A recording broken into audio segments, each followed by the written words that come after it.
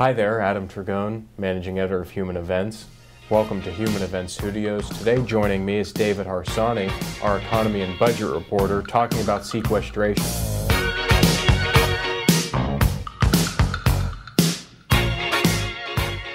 Talk to me, what's going to happen? Are we going to see these cuts, and are tons of furloughed officers within the Defense Department going to be, in actuality, furloughed?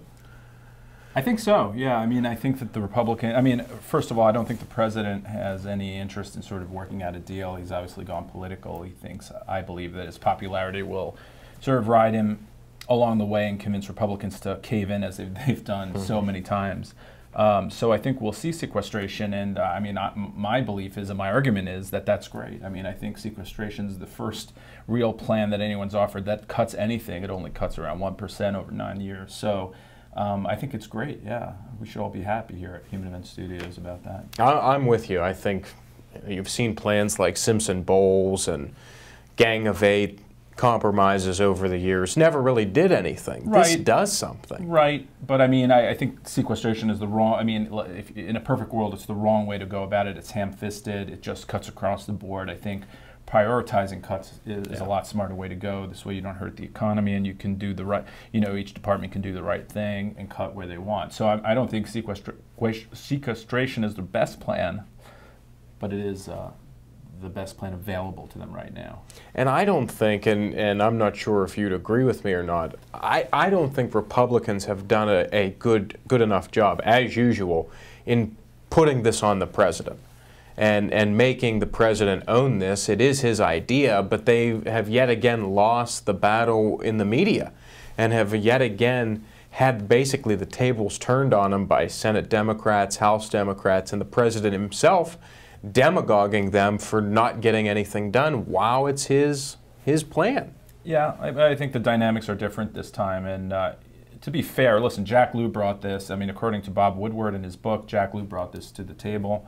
But Republicans agreed to it, and the president signed it into law. So you're right about that. And that's why I think that Republicans should just be quiet and let it move through. In this case, they're not cutting anything new that the president hasn't already agreed to. They're not raising taxes. There's no reason for them to even argue much about it. I think they should just let it go through. Even though you're right, the president and the media are going to demagogue the issue, in the end, I don't think they can win this one, because I think that when people realize what a small cut it is, they're not going to be that nervous about it. Their taxes won't go up. For the vast majority of the people, their lives will not change. So I just don't think that the president has the same sort of leverage on Republicans that he did before. I don't know, and you have the Defense Department saying that they're going to furlough 800,000 workers as soon as March.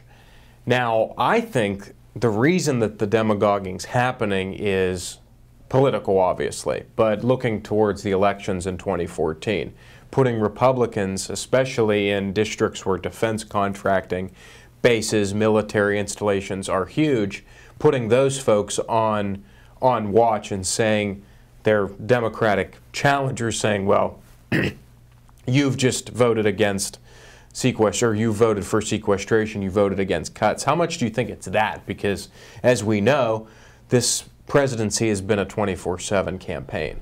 There's something there. Clearly, not everyone wins. But, I mean, listen, even locally, when they cut a budget, even $1, or slow the growth $1, everyone's talking about how they're going to lay off the handicapped preschool K teacher and the crossing guard and, all these things that Americans care about. But in the end, these are Republicans, and Republicans are supposedly conservative, and conservatives want to cut spending. So they cut spending. Everyone has to pay a little. I think they actually gain credibility in a sense by cutting some defense spending. So they say, listen, we sacrifice as well. Why don't you sacrifice something?